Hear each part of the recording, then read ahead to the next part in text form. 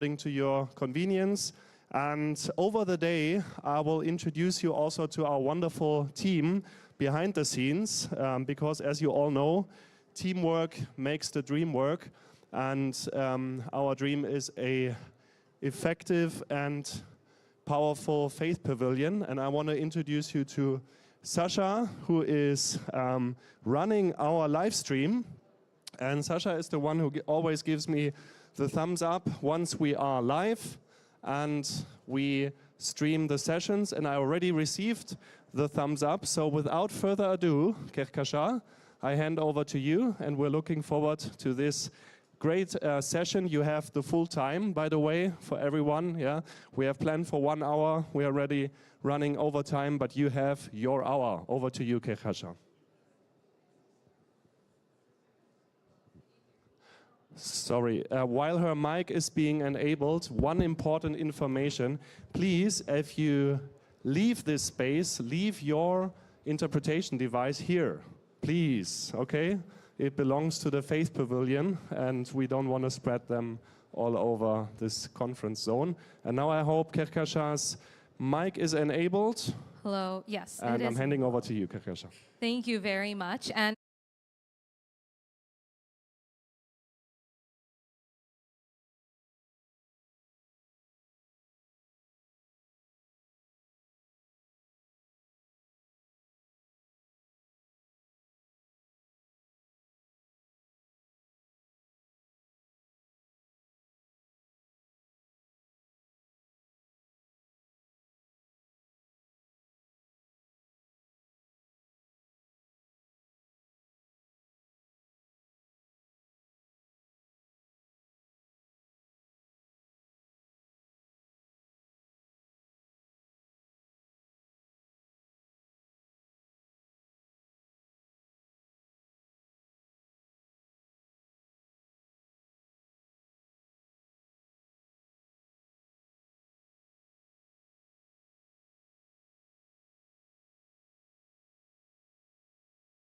global north and south, no, that is obviously not the case. And because it is not simply an environmental issue as we see it, climate change being one of the main perpetrators of this degradation, it disrupts both our natural balance as well as our societal balance.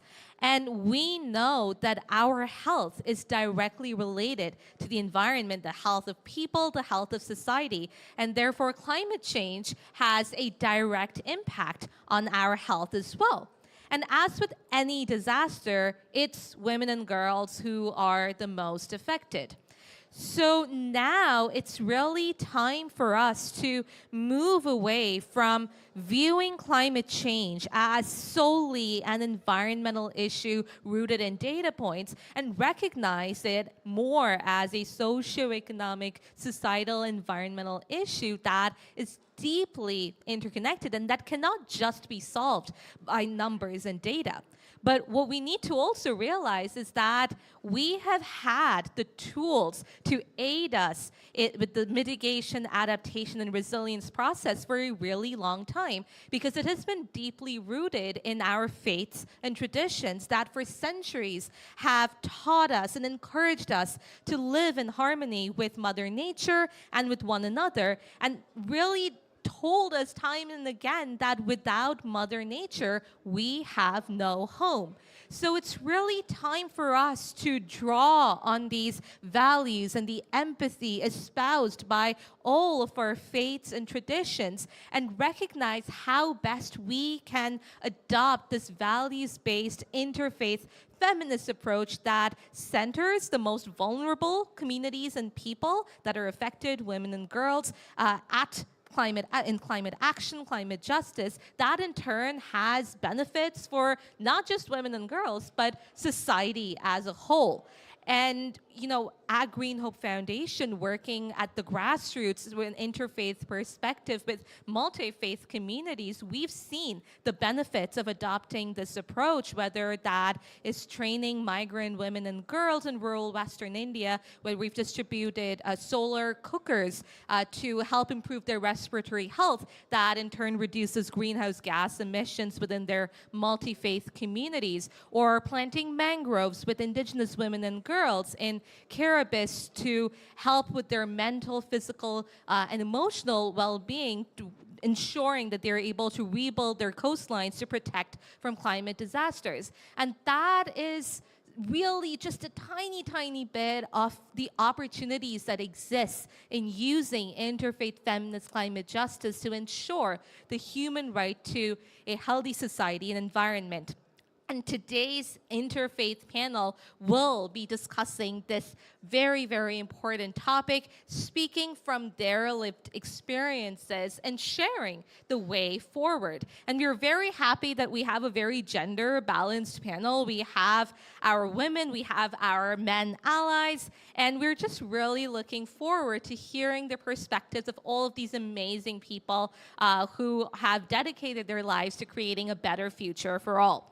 So, without waiting any further, I would now like to invite our first speaker and my co-organizer of this event, Dr. Manoj Kurian, who is the coordinator of the WCC Ecumenical Advocacy Alliance. You have the floor. Do you want to present there, or do you want to speak here? There should be a mic there. There's a mic there.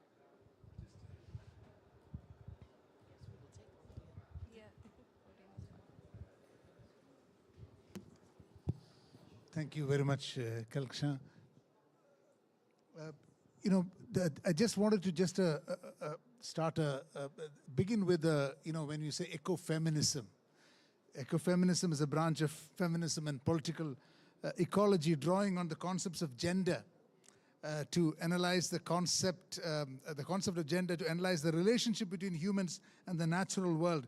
And this term was actually first coined in '74 by Françoise de Bois de Eubon in the book Le Féminisme ou la Mort, that's feminism or death. But just to say that this concept of pushing for an egalitarian and a collaborative society is not new, and it's very deep in human culture. But we are really grateful for this to be actually put in words, Why I wanted to say that is, of course, before going into health, I just want to remind us that the women figure is so important in our historical ancient cultures. I was brought up in an environment of fisher folk in Malaysia and then in southern India. I grew up with them, and I used to go to the sea, and I was put into the sea even before I knew swimming, as a child. And we called the sea Mother Sea. And of course the earth was called goddess, as a goddess. And our moderator, her name Kelkashan is a Persian. It's a feminine word. It means the Milky Way galaxy. It's a feminine word. Every single river in the Indian subcontinent except one, Brahmaputra, is feminine, is woman. The Spirit of God, Ruh in Arabic and Hebrew, and Ruha in Aramaic and Syriac, Spirit of God is feminine. Of course, when it was translated to Latin, it became neutral, and then in Greek it became neutral, and translated in Latin it became masculine. So, but the problem is that, the mother who's the provider, the wife who's the provider, the sister who's the provider is taken for granted. We keep on receiving. We keep on taking, but we don't give back. Remember when you were a child and there was very little food left and your mother is serving, and even you don't think, but you say, I'm still hungry, and she gives you the last portion, even when she goes hungry. This is happening throughout the world. Throughout the world. 1 in 4 people in the world do not have enough money to have a balanced diet. It's true. And 1 in 10 goes hungry.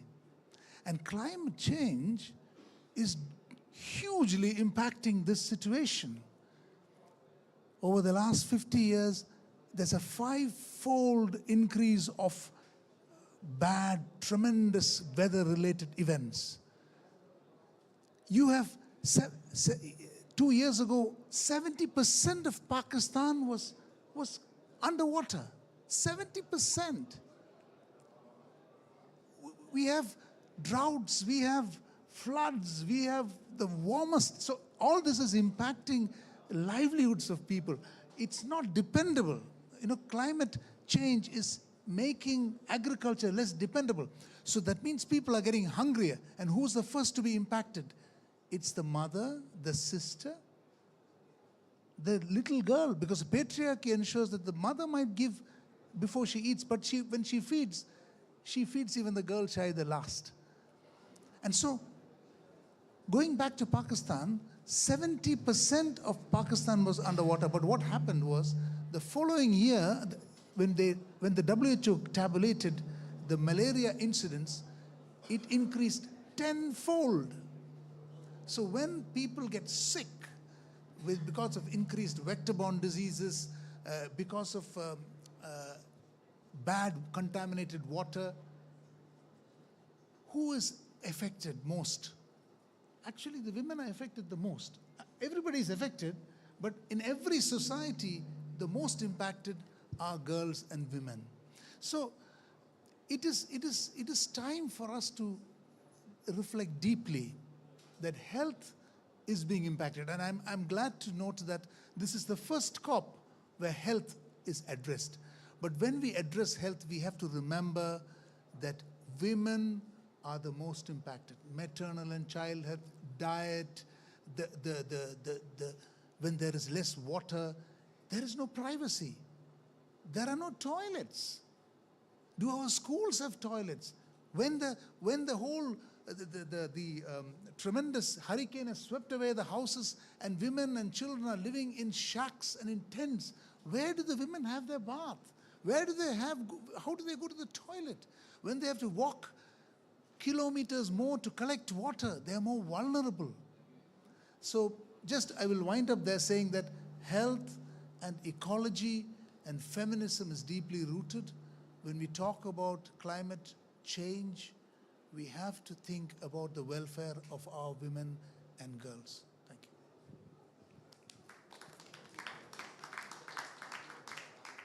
Thank you very much, Manoj, for sharing that insight. And you shared the analogy of how women and girls in general give all the time, but there's no reciprocity, and we see the same thing with the wanton desecration of Mother Earth, and how we think that it's just, as human beings, something that is our duty to kind of destroy and take but not give back. And that's just so powerful. And your the example you shared about the toilets in Green Hope Foundation, when some of the communities that we work in, so many of the girls in the climate disaster zones don't even want to go to school because there's no toilets there. And because of climate change and with living in temporary housing, there's just no way for them to get an education or feel safe, increasing risk of snake bites, trafficking when they go to relieve themselves at night. And it's this really vicious cycle. So I'm really glad that you highlighted that, and that's what we kind of started with. And it's now my pleasure to invite our next speaker, Reverend Dallas Conyers, who is the Faith and Justice, Equity, Diversity, and Inclusion Manager at Southeast Climate and Energy Network. You have the floor. Hello, good morning. Hi, everyone. I just want to give you a heads up. If I start coughing, please excuse me. My lungs are still adjusting to the air quality here. But I want to talk a little bit more about the reasons why the voice of women in these processes, these negotiations, even on our state and local and country levels are important. Because not only are women actual people, not only, as was just very nicely pointed out, women have been serving throughout time and giving their all to the world and to the sustenance of their homes and their communities. But as a person of the Christian faith, I want us to be mindful of something. Even though it is not often lifted up, even though once things are translated into Latin, they become male, women throughout the Bible have been instrumental and are instrumental in the Christian faith. We see that with the stories of people like Deborah, who was both a judge and a prophet, who led people into battle and was used in her daily life to actually have the decisions made for her community. She was the decision maker in disputes between men. We see that in the story of Esther, where she was the most advantageous advocate when it came time for the Jews to be judged by Hamas. And instead, she used her position and influence and her backing by the people of Israel in a spiritual fast to actually influence the king to protect her people, Israel. We see that in the story of, I'm going to go to my notes now. And there are so many more, but we also see that in the story of even the Marys, Martha and Mary, where one was used to serve God and Jesus when he came to their house and honored them with their presence, and the other one was a symbol of just sitting at the feet of God and learning about the words of Jesus.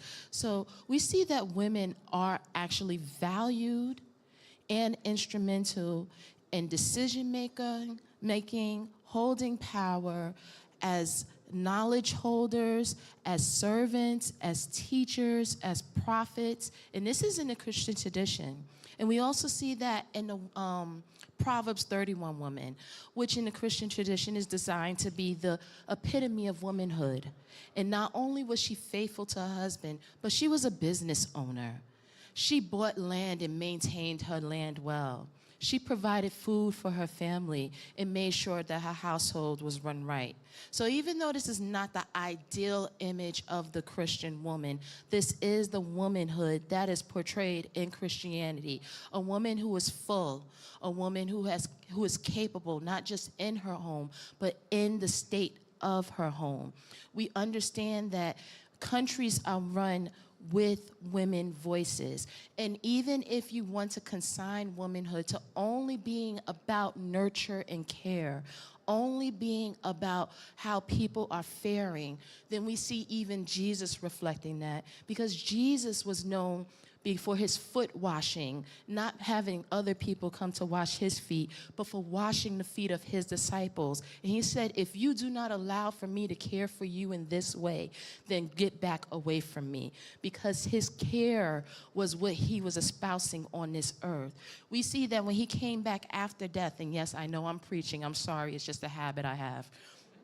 But we see that the people recognized Jesus returned after death, not because he came up and said, I am Jesus returned in the flesh, but because he went and sourced food, cooked that food, and then served the people. And that is when people said, oh, you are Jesus. Not because he glowed, but because he served. So even if you want to regulate women to servants, you will see that even Jesus values servanthood. Even Christianity values women's voices in the affairs of state. And so from that, we will say that faith without action is dead. And so it is time that we acknowledge the place of women to be active and activated within these talks. As we regulate climate change, as we go into all these discussions about how we plan to regulate the technologies on our earth, regulate our energy sources, how we make agreements with one another, we need to activate women's voices. Because if we had listened to the women as they prepared food for their families, as they went and gathered water from further and further resources, as they made it, as it became harder and harder over the past decades for them to find safety and food and water for their families, then we would have taken action long before the 70s. Because the warnings were there and women were telling us that this earth and our climate was becoming destabilized a long time ago. So we need to pay attention to not only the indications and the warnings of women as their position in their house of nurturers and caregivers, but also to the solutions that women have been providing over the past several decades, because they have been actually achieving success over the hurdles of climate change over and over and over again. And if we scale out those solutions and we incorporate our women voices fully into these conversations, not just as caregivers, but as full-on policymakers, we will see the necessary changes we need to brought to actually pull our world off of this brink and actually pull us into a future that has well-being at its center for all, and not just humanity, but for all of God's creation. Thank you.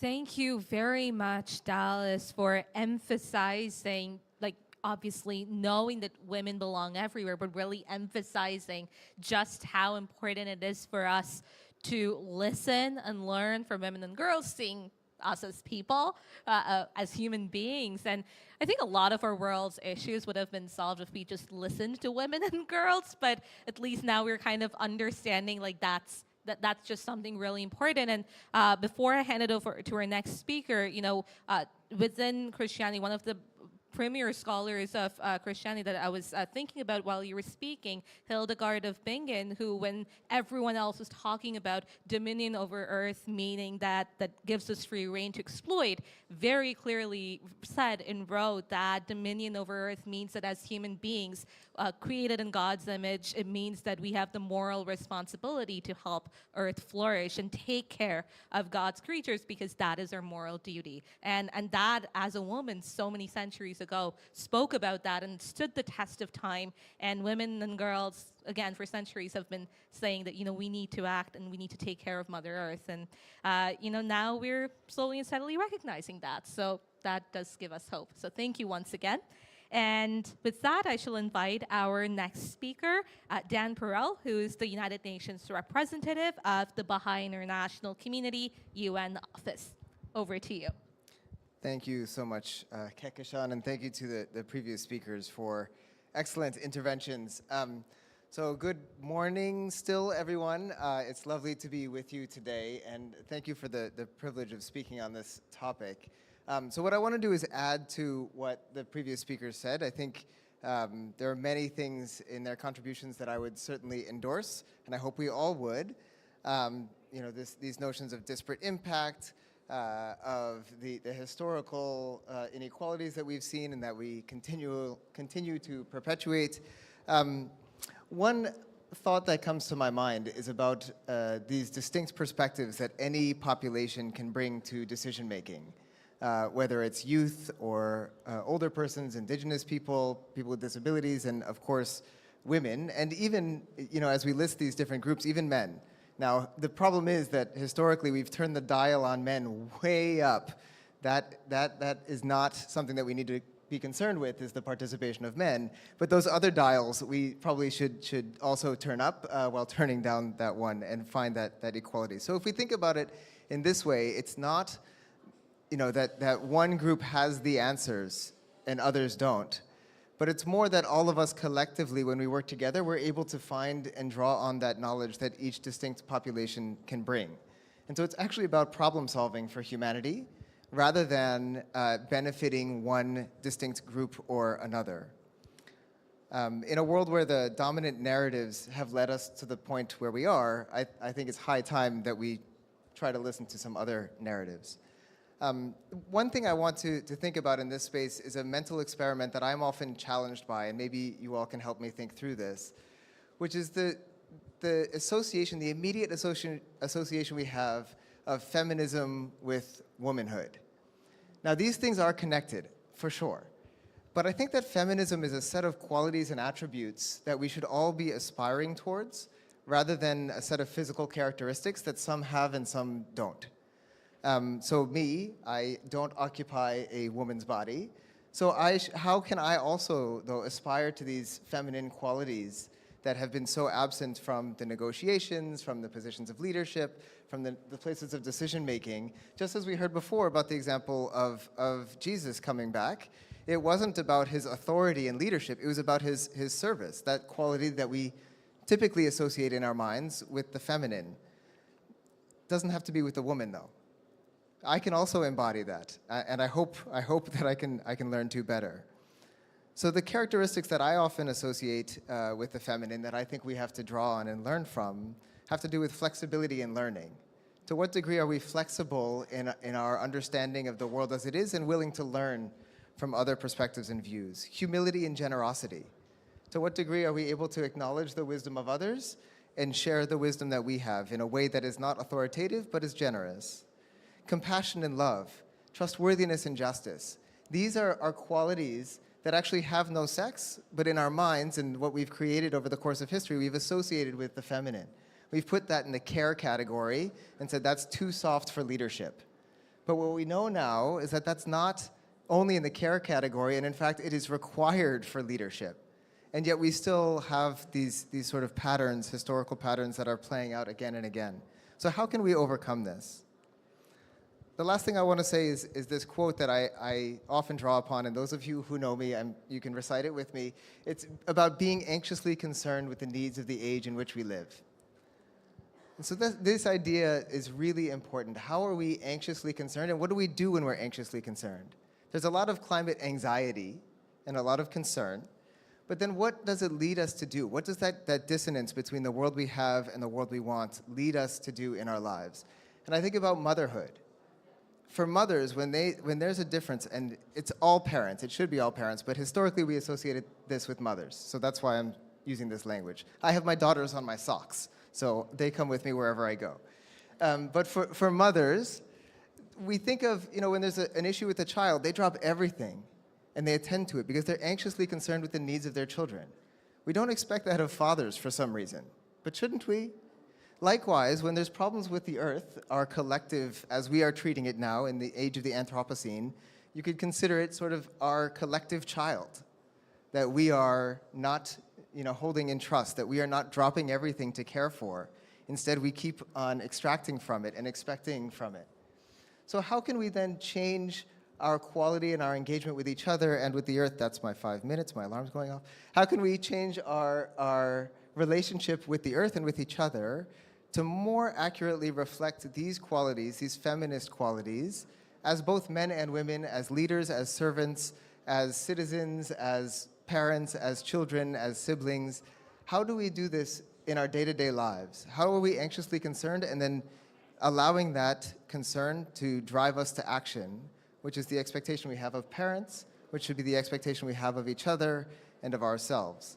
And to me, that is what feminist engagement is.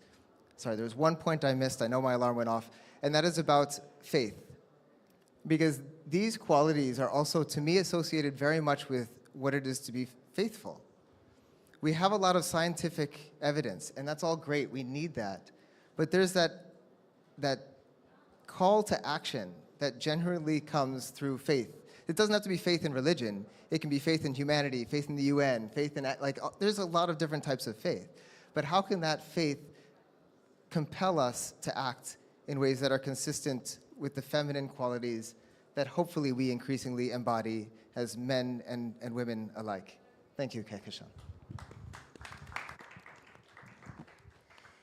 Thank you very much, Dan. And absolutely, there's very much a misunderstanding sometimes that being feminist, it means it's only relating to women and girls, but it's really not. It's something, the principles, as you mentioned, can and should relate to people of every gender and everyone, and it's about collective knowledge and bringing everyone to the table and not putting one person over the other or putting someone down. And that is something, that collective knowledge is something that we desperately need as we move towards creating this climate just future. And you know, as you said, the call to action that comes from faith, and it has come from faith for a really, really, really long time, and yet somehow we've forgotten that, and it's time for us to really reclaim that so that we're able to save our collective home and in turn save us as human beings from total annihilation. Because with the current path that we're going, like we're pretty much not on the right path in that sense. So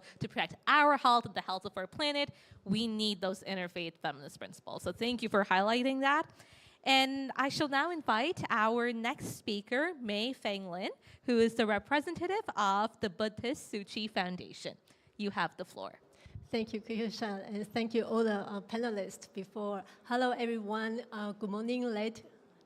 And I just want to share a recent UN Women report that showing that projection suggests by 2050, in worst climate change scenario, that more than 158 million women could be pushed into poverty, and more than 236 million women could face to food insecurity.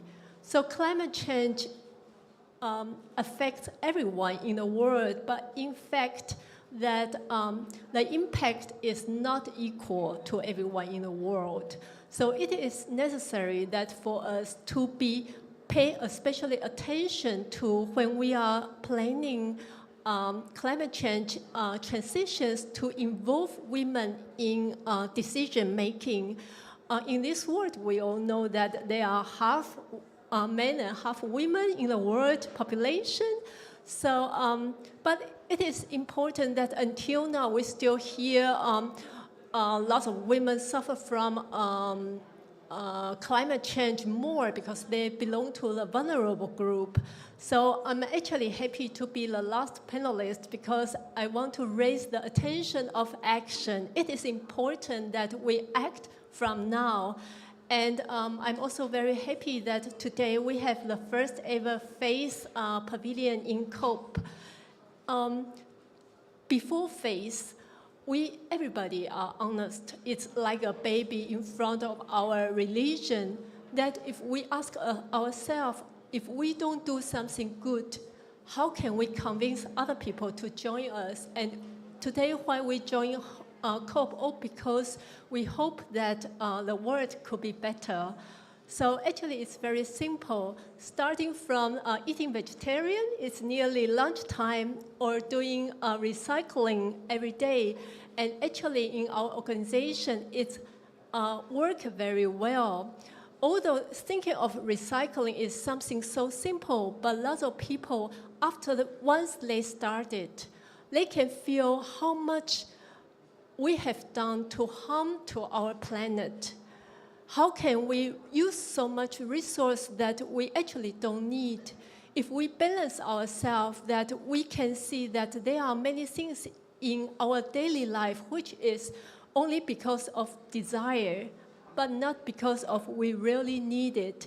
We need to think of everybody. I'm a Buddhist, and from Buddha's teaching, that we all know everybody have Buddha nature. And what that mean? That means to live in harmony with nature and to care not only mankind, but all other beings. And a very simple way is we need to think of how to treasure, how to conserve the planet resource, and not only by our generation. It is important. Faith teach us to continue. What I feel faith so beautiful is I can see maybe a life continuing after this life ended. And that's mean hope, a light after this life. But how can we keep this light lighting? It's because we do something good starting from now to let the light can going on in future. So hopefully that everybody can join us starting from a vegetarian meal, then you will feel happier this afternoon. And again, tomorrow, try it, and you will feel happier and happier, and maybe live longer even, because it has lots of health benefit to you, and we also feel more confidence for ourselves that we can talk to other people. See, I'm an actioner. I'm not only talking in COPE, I'm doing action, and we can call up more people to join us, not only men, not only females, but we can all do it together.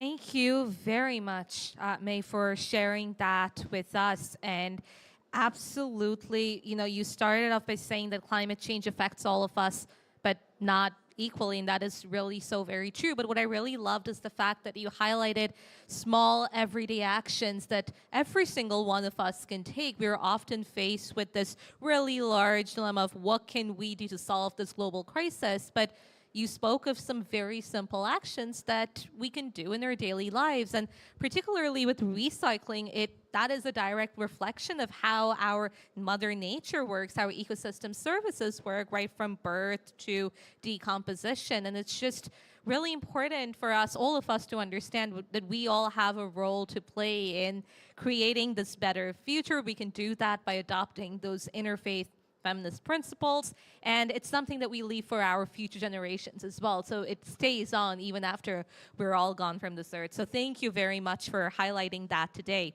And with that, I would now like to open the floor for any questions that our audience might have for our amazing panel of speakers. So does anyone have any questions?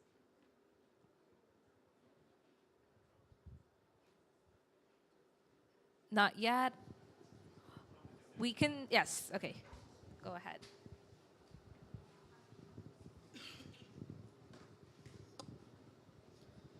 Good morning, everybody. I am Mahjoub Dassa, a journalist from Morocco, specialized in covering and reporting about religious affairs. I have just a question concerning the role of religious leaders in enhancing, the issues like climate change and in developing, for instance, digital and media contents. How can religious leaders play a very important role today in terms of social media? How they can develop alternative and counter-narrative, contents in terms of enhancing, discourse about climate change, and the importance of building their capacities in terms of building and developing digital and media contents. Absolutely. Thank you very much. Thank you very much for that question. It's open for our panel. If anyone would like to go first. Yeah, go ahead. Hello? Okay. Thank you for that question, and it's one that is so necessary. Our religious leaders can have a truly monumental impact in changing the cultural discourse of faith, people of faith. I believe it was you, Kirkushan, who said, or May, I'm not sure, but one of you stated that the call to action as a part of our faith has been lost. And for our religious leaders to take time to do tweets and even going back to Facebook, right?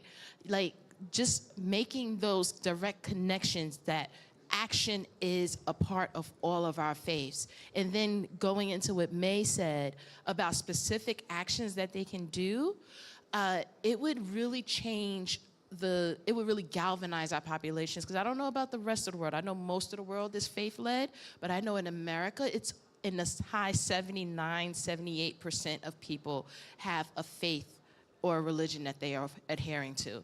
So for them to use social media, which is so influential right now, for them to become social media influencers around climate change, that would change the world right now. Of course, I myself am a senior guy, so I think we need training also. Also the religious leaders, because what happens is, social media, it goes out there, you can't take it back. So they need, in fact, religious communities should prepare things for them. Solid, message which is really tested. And so religious institutions should invest in getting sound, theologically sound, scripture rooted. There is so much in each faith,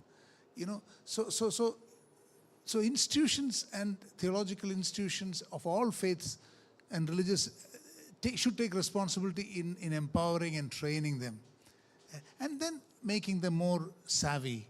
But I think the messaging is very important, because there's so much of bad news and so little room given for good news. We need to get the good news right.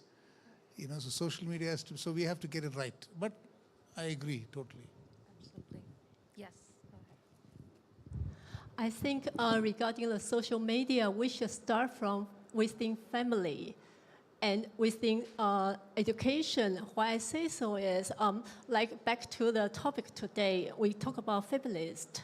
Actually, every mother able to lead a climate action at home from every meal table. And I think what happened now in the world is we can see many parents keep children quiet. They put some 3C mobile phone to them to try to keep them quiet, but it's not a solution. It's not a future solution. So I would suggest that the parents should start to think of how can we offer children some active to make them build up the sense of environmental protection from their childhood, to build up a nice habit to care about our planet. And in future, of course, they will then decide when they use the device, what kind of topic they will follow. So education is very, very important. And so back to the faith leaders, I think faith leaders can affect many families. So in action, do actions together will positively affect all the communities. Thank you very much for sharing that. Do you want? Okay. Yes. If you want to, we're not forcing you to respond. I should turn on the microphone. Maybe I could just say, in terms of the role of social media more generally, I think about the question of narrative at a deeper level than just the use of these tools. What are the narratives that we wish to see in the world? And then what is our individual and collective responsibility to advance that narrative? And then what tools should we use to advance that narrative? So, this notion that faith leaders have a certain responsibility is absolutely true. But I also don't want to say it's only faith leaders who have this responsibility to use social media in a way that's constructive and positive. That we all should be doing that. We should all be faith leaders online, in a sense, regardless of our title and role.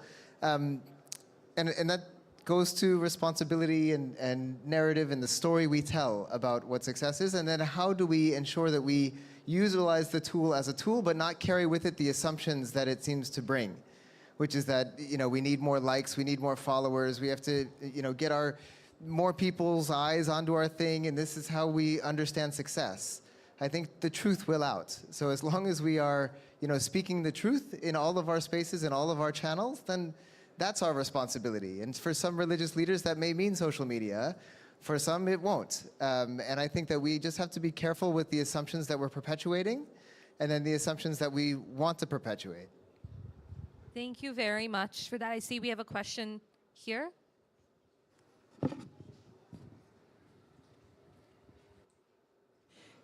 It's not necessarily a question. My name is Jean Quinn, and I am a member of the community of the Daughters of Wisdom. And so I'm coming from a wisdom spirituality, really what all of you have been speaking about, a very holistic spirituality. And for me, in terms of faith, I experienced wisdom, Sophia, God, through other people, through my experience of other people. And especially as we've been talking about women and girls, those who are marginalized for a time, not all the time. So I think when we're looking at that discourse, and Dan, you talked about it, how I meet in those who are marginalized themselves, that flexibility and wisdom, the wisdom that I've learned from the experience of those who are marginalized. So, and it's important that they have a voice and that voice is lifted up. So it's just a comment, but it just struck me. Thank you. Thank you very much for sharing that comment, and it's very, very much reflective of what, as you mentioned, what was discussed at that panel. So thank you very much for that. I am getting a 5-minute warning, so I would now like to hand it back to our panel for a very quick, less than a minute, reflections on on this panel, on this topic, and how you see these lessons learned today. How can this be carried forward throughout COP28 and even beyond COP28? So I'll actually start in reverse order. So May? Surprise. Yeah, indeed. So, let me first topic take away today is action, and starting from everybody of us. Thank you very much. Dan? Thank you. I think about the goals that we're trying to achieve from this Faith Pavilion outwards to other spaces there, not just inwards among ourselves.